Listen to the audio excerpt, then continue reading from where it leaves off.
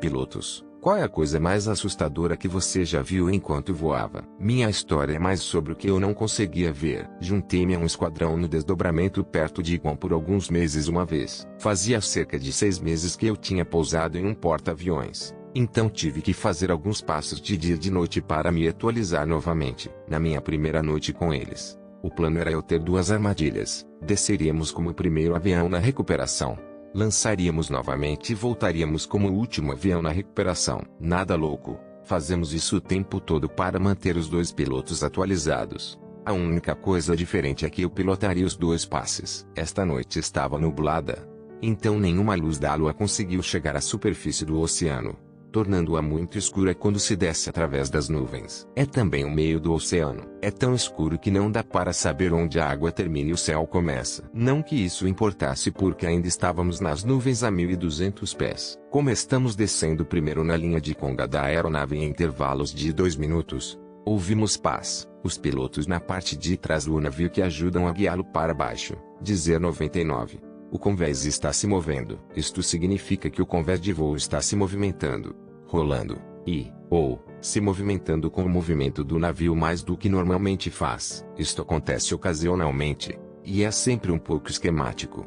Mas é para isso que as pás estão lá. De qualquer forma, como estamos voando nossas agulhas em direção ao navio, passamos 400 pés a cerca de 1 milha e ainda estamos nas nuvens no escuro. Chegamos ao ponto normal de passagem entre o controlador de aproximação e as pás a 3-4 milha. A aproximação diz mostra a bola de vez em quando. 3-4 milha.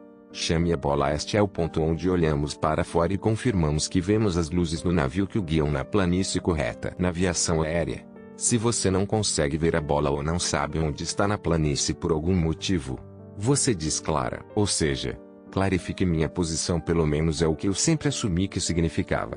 E as pás vão pisar no rádio e lhe dar alguma ajuda. Bem, neste caso, não podemos nem mesmo ver o navio.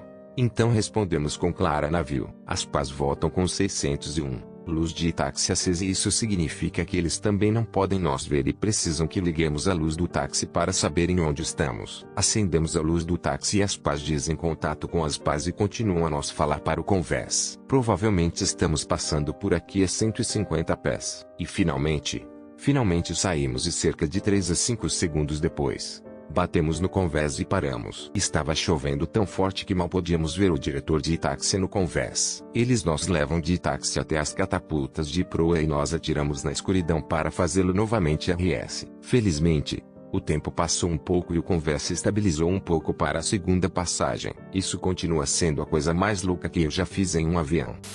Um paraquedista a cerca de 20 metros de minha asa estava voando uns 172 para um campo não controlado no qual eu já voei 100 vezes antes, sem saber que após uma proibição de 5 anos de paraquedismo ali, eles estavam permitindo em um pedido caso a caso. Enquanto voava, chamando minha posição, eu ouvia paraquedista no ar. Meu primeiro pensamento foi: espero que eles não estejam nesta direção, e depois lá estava ele. Eu tinha esta imagem dele passando pelo meu adereço. Depois desse pensamento, por favor, não me deixe matar esse cara. Então eu me virei para o WTF e, como o piloto não chamou isso melhor, ele voou completamente velho para descobrir que o piloto estava voando com seu amigo para voar até seu campo local e depois partiu para seu aeroporto de origem, de onde vieram. Eu nunca encontrei o cara. Meu pai me contou uma história de alguns anos atrás que aconteceu enquanto pilotava um 737 em algum lugar em Nevada. Acho que no caminho de volta para Toronto. Foi mais tarde à noite, então você não podia ver muito. Mas de repente à esquerda do avião meu pai viu uma bola de luz realmente brilhante. Acho que você poderia dizer, movendo-se muito rápido através do céu. Meu pai e seu copiloto não faziam ideia do que era. E eles podiam ouvir outros pilotos próximos chamando-o pelo rádio e perguntando o que era. Eventualmente, ele voou e desapareceu ao longe. Alguns dias depois, meu pai descobriu que o que ele viu foi um míssil lançado por um submarino da USN. Eu me pergunto quantos passageiros pensaram ter visto um OVNI. RS. Meu aeródromo onde fiz meu treinamento de piloto tinha uma pista de navegação no final da pista. E muitas vezes havia veleiros saindo para o mar enquanto você entrava em terra. Normalmente vinha um pouco alto, já que a pista era bastante longa o suficiente. Um dia, não muito depois de ter completado meu primeiro solo, eu estava fazendo minha corrida. esperando que um dos pilotos regulares pousasse seu avião esportivo de asas baixas. Obviamente, ele não viu o mastro do veleiro cruzando, e bateu nele. O avião desceu a pista de pouso e se partiu em pedaços. Eu levei meu avião de volta para as amarras para limpar a área, e depois fui ajudá-lo a sair do avião antes que ele pegasse fogo. O que não foi surpreendente o suficiente. O piloto quebrou as duas mãos nos pulsos, e fraturou um monte de coisas. Infelizmente, ele era um cirurgião. Não tinha certeza se conseguia trabalhar novamente. Escusado será dizer que, depois disso, sempre fui muito cuidadoso na abordagem. Meu pai é um ex-piloto. Uma vez ele me contou sobre como quase espatifou seu Cessna porque bateu em alguns gansos. Ela estava na verdade se preparando para uma aproximação de pouso quando bateu em gansos voando em um pedaço de neblina. O para-brisas estava completamente quebrado e ali e seu passageiro estavam cobertos de sangue e penas. Eles aterrissaram em segurança, mas meu pai ficou bastante assustado com isso. Ele não parou de voar por causa disso, mas os ataques de pássaros permaneceram um medo constante do seu. Os gansos são pássaros grandes e causaram danos significativos àquele aviãozinho. Isto realmente aconteceu na minha primeira vez voando sem instrutor a bordo, fazendo apenas algumas voltas ao redor do padrão de tráfego. Descolou. As voltas número 1 e número 2 correram muito bem. Fiz algumas chamadas de rádio. Tive aquela sensação fantástica de sim, eu peguei isso. Mas a volta número 3 foi boa até que eu estava preparando minha aproximação final para aterrissar. E o GTN 750, basicamente um sistema de navegação barra rádio barra pseudo-radar sofisticado, me avisou sobre um Cessna em 1 milha de distância na mesma altitude. Ignorei-o, pois já tinha o avião em vista e verifiquei com a torre de controle que ele estava pousando na pista paralela à minha. Olhei e vi, este cara se afunda sob mim por cerca de 200 a 300 pés. O que soa como uma boa quantidade de espaço, mas na verdade está muito perto em um espaço aéreo ocupado como este. Eu deveria ter aplicado o acelerador a todo vapor e circulado de volta para tentar novamente. Mas o outro avião estava longe de mim antes mesmo que o fator assustador se desgastasse. Isto se tornou especialmente perigoso pelo fato de que o avião que eu estava pilotando era de asa baixa, não podia ver debaixo de mim, e o outro avião era de asa alta, ele não podia ver acima dele. Assim, nenhum de nós podia ver um ao outro e a torre gritava com o cara para sair do meu caminho. E eu pousei em segurança. Não um piloto, mas meu pai é. Dito isto, estávamos voando para fora de Las Vegas e ao decolar quase colidimos com outra aeronave. Este outro cara nunca transmitiu pelo rádio para a torre. Nunca mencionou nada sobre a aterrissagem, apenas decolou em seu próprio pequeno mundo como se fosse dono do ar. Ela estava em um bimotor. Nós estávamos em um Cessna de uma única hélice. Estávamos literalmente a 200 pés um do outro, o suficiente para que pudéssemos nós ver um ao outro, e provavelmente pudéssemos sentir o cheiro da merda que estávamos cagando, exceto o piloto deles, porque aquele cara era tão ignorante que provavelmente nem sabia que havia uma pista de pouso lá. Eu não ficaria surpreso se ele estivesse tentando pousar na faixa real de Las Vegas. Não um piloto. Mas isto aconteceu em um voo comercial e nunca nos foi dito o que realmente aconteceu. A cabine começou a ficar visivelmente fumegante e cheirava fortemente a fumaça. Eu estava no assento da janela e a parede. Janela ficou quente ao toque. A parte mais assustadora foi que as comissárias de bordo estavam claramente em pânico. Estavam correndo para cima e para baixo nos corredores, sentindo freneticamente todos os caixotes suspensos por algo em chamas. Eles nos pediram repetidamente para verificar nossos dispositivos para ter certeza de que nada estava sobreaquecendo. As pessoas estavam tendo ataques de pânico e eu comecei a me perguntar como seria morrer, como isso iria acontecer. O piloto anunciou que estávamos suficientemente perto do aeroporto para continuar, cerca de 15 a 20 min, e ter uma aterrissagem de emergência. Quando aterrissamos, a pista estava alinhada com caminhões de bombeiros, ambulâncias e veículos de resgate. Eles não nos deixaram sair do avião por um bom tempo. Por fim, os bombeiros embarcaram e nos tiraram do avião. Eles nunca nos contaram o que aconteceu. Tive que voar de volta, mesma companhia aérea, 2 dias depois. Enquanto verificava minhas malas, o funcionário disse: você estava naquele voo. Isso foi ruim. Ele nos deu um crédito de voo de $15 e nos disse para ligar para a companhia aérea para obter mais indenizações. Nunca o fez, mas eu ainda me pergunto o que aconteceu.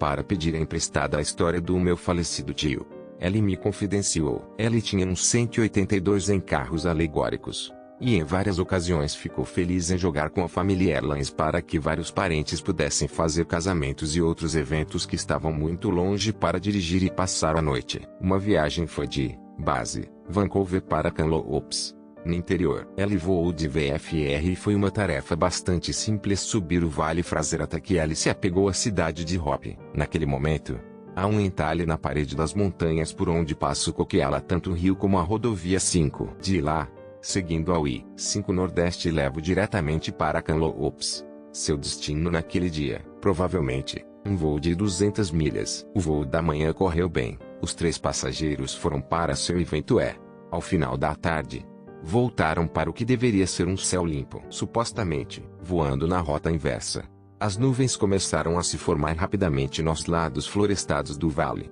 e logo rolaram sobre o pequeno avião. Ele estava bastante confiante em seu rumo, e se agarrou a ela enquanto o céu se esticava. Era tudo o que ele podia fazer em um dia sem o equipamento Sentinel. Se ela estivesse fora por apenas alguns graus, eles voariam direto para um lado da montanha. Seus passageiros pareciam não se dar conta, engajados como estavam na recontagem dos acontecimentos do dia. Tentar subir acima da nuvem era igualmente perigoso. Pequenos Cessnas monomotores não são pressurizados, e mesmo que ela atingisse, digamos, 6.000 pés, a última coisa que ela queria era saltar para cima do que poderia ser uma superfície branca até onde o olho pudesse ver. Se ela pudesse cair uma vez depois de Hope, havia uma boa chance de voar sob a sopa de volta para Vancouver. Era, disse Ellie, a única vez que ela estava realmente assustado em seu avião. Os quilômetros se afastavam. Eles deveriam estar perto da esperança. Ellie nunca viu. De repente, as nuvens se espalharam e antes dele espalhou o vale sob um teto alto.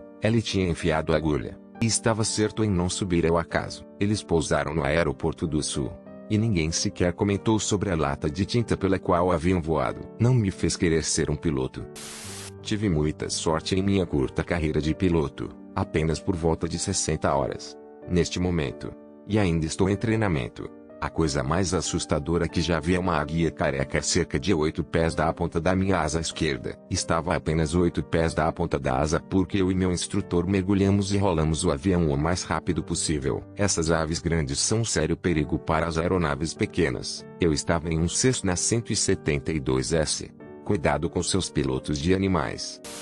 Piloto Bush aqui. Carregou uma vez uma aeronave com um javali selvagem morto de 200 kg.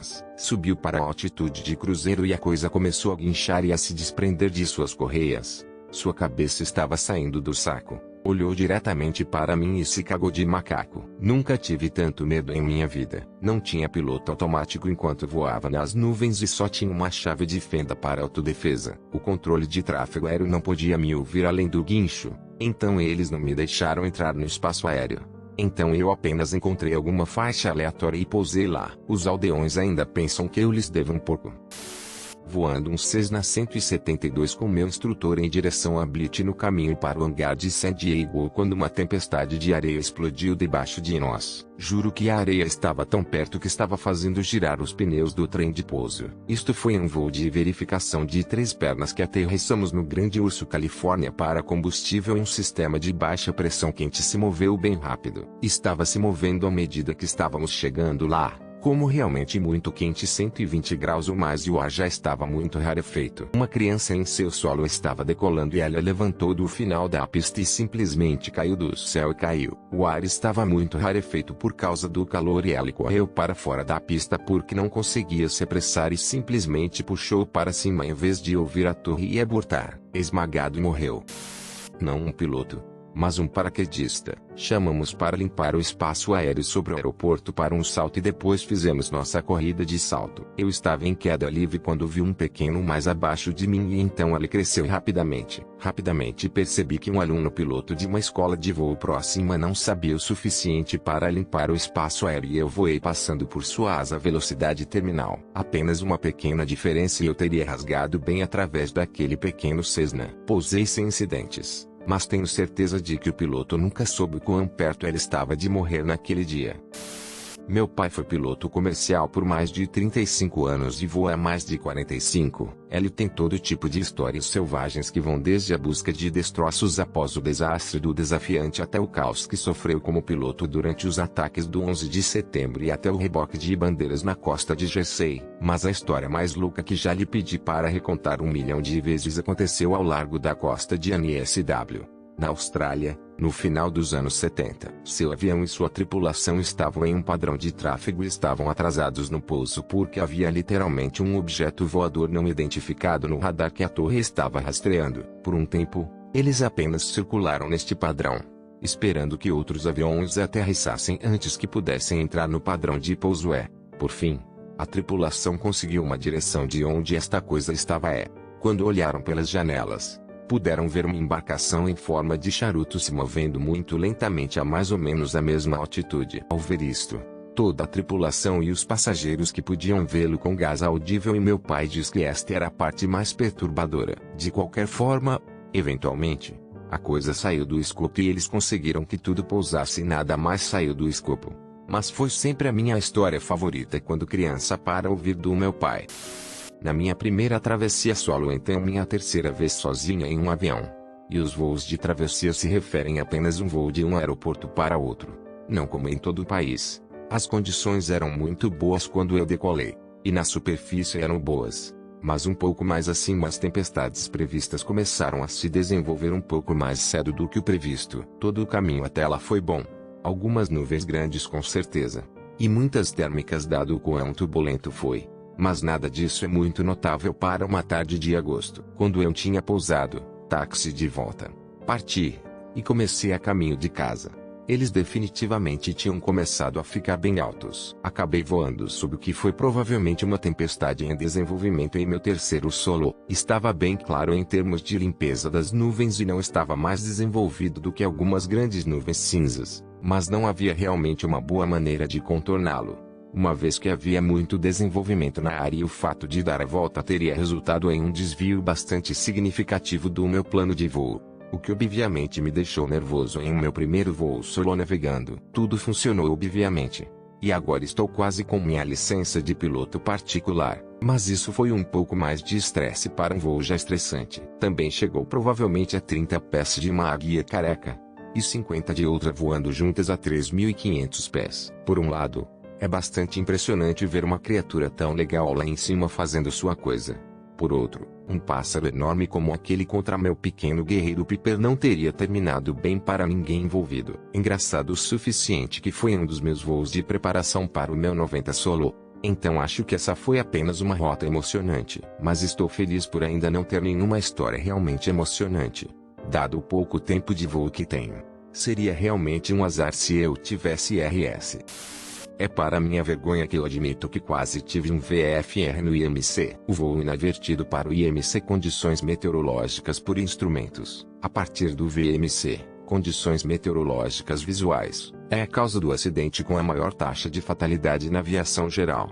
E é mortal para todos os pilotos, mesmo aqueles que são classificados como instrumentos. Portanto, decido voar em condições meteorológicas menos ideais como um novo piloto privado. Mas a base do avião está acima da altitude do circuito. Então decido voar e dar uma olhada. Era apenas para ser um voo turístico. E não havia nenhuma missão. E eu voltaria se as coisas não parecessem muito boas. Taxiando, as nuvens ficam mais escuras. E fica visivelmente mais escuro na aeronave. Um pouco de C-150.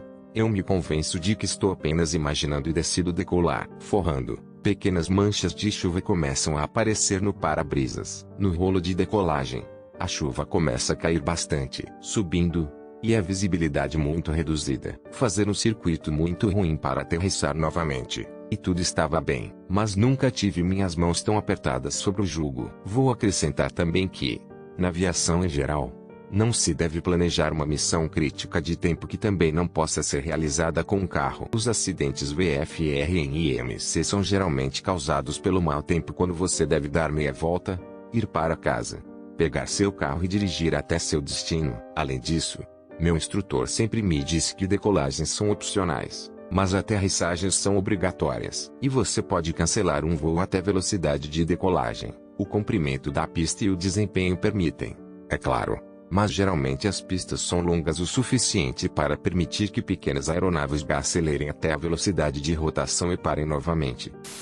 História obrigatória do Blackbeard. Major Brian Shaw. Shaw foi o primeiro piloto a escrever um livro sobre como pilotar o SR-71. Esta história vem de seu livro Sled Driver Flying the World as Fastest Jet, publicado pela primeira vez em 1991.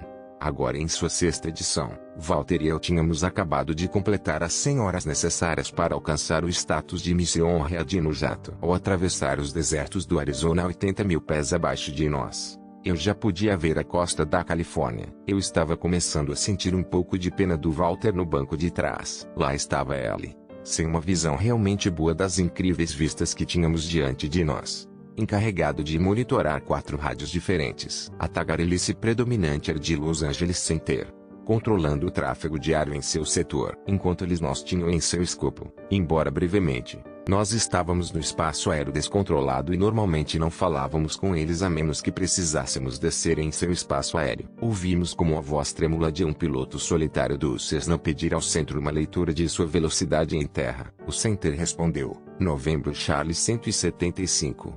Estou mostrando a 90 nós no solo. Agora o que se deve entender sobre os controladores do center é que, quer estivessem falando com um piloto novato em um Cessna ou com a Air Force One, eles sempre falavam exatamente no mesmo tom, calmo, profundo, profissional, que fazia a pessoa se sentir importante. Eu me referia a ele como a voz do centro de Houston. Por outro lado, ao longo dos anos, os pilotos sempre quiseram garantir que, ao transmitir, soassem como Chuck Yeager, ou pelo menos como John Wayne. Melhor morrer do que soar mal nas rádios. Poucos momentos após o inquérito do Cessna, um Twin Beast encanada na frequência, em um tom bastante superior, pedindo sua velocidade no solo. Eu tenho a 125 nós de velocidade no solo, rapaz. Eu pensei, o Beechcraft deve realmente pensar que ela está deslumbrando seus irmãos Cessna. Então, do nada, um piloto F-18 da Marinha da Estação Aérea Naval de Lemoore apareceu na frequência. Soube logo que era um atleta da Marinha porque ela soava muito legal nas rádios. Centro dos T-52, controle de velocidade em terra. Antes que o center pudesse responder, estou pensando comigo mesmo. Ei, dos T-52 tem um indicador de velocidade em terra naquele cockpit de $1 milhão. Então por que ela está pedindo ao center uma leitura? Então eu recebi. Aldous aqui está se certificando de que cada destruidor de insetos do Monte Whitney até o Mojave saiba que é a verdadeira velocidade. Ela é o cara mais rápido do vale hoje. E ela só quer que todos saibam quanto ele está se divertindo em seu novo Hornet. E a resposta, sempre com aquela mesma voz calma, com a literação mais distinta do que emoção, dos T-52, center, temos você em 620 no chão. E eu pensei para mim mesmo, esta é uma situação madura. Ou que, como a minha mão instintivamente alcançou o botão do microfone, eu tive que me lembrar que o Alt estava no controle dos rádios. Mesmo assim, eu pensei, deve ser feito, que Hornet deve morrer, e morrer agora. Então eu ouvi isso, o clique do botão do microfone do banco de trás. Foi justamente nesse momento que conheci Walter e me tornei uma equipe. Muito profissionalmente, Walter falou: Centro de Los Angeles, Aspen 20, você pode nos dar uma verificação de velocidade no solo? Não houve hesitação. Aspen 20, eu lhe mostro 1842 nós. Do outro lado do solo, acho que foi o 42 nós que eu gostei mais. Tão preciso e orgulhoso foi o center para entregar essa informação sem hesitação. E você sabia apenas que ela estava sorrindo. O Alt teclou o microfone mais uma vez para dizer, em sua voz mais parecida com a de um piloto de combate: Ah, center, muito obrigado. Estamos mostrando mais perto de 1900 no dinheiro. Por um momento, Walter era um deus. E finalmente ouvimos uma pequena rachadura na armadura da voz do Houston Center, quando L.A. voltou com Roger Aspen. Seu equipamento é provavelmente mais preciso do que o nosso. Vocês têm um bom equipamento. Tudo tinha durado apenas alguns momentos, mas naquele curto e memorável sprint pelo sudoeste, a marinha tinha sido incendiada. Todos os aviões mortais em frequência eram forçados a se curvar diante do rei da velocidade. Mais importante ainda, Walter e eu tínhamos cruzado o limiar de ser uma tripulação. Um belo dia de trabalho. Nunca mais ouvimos outra transmissão naquela frequência até a costa.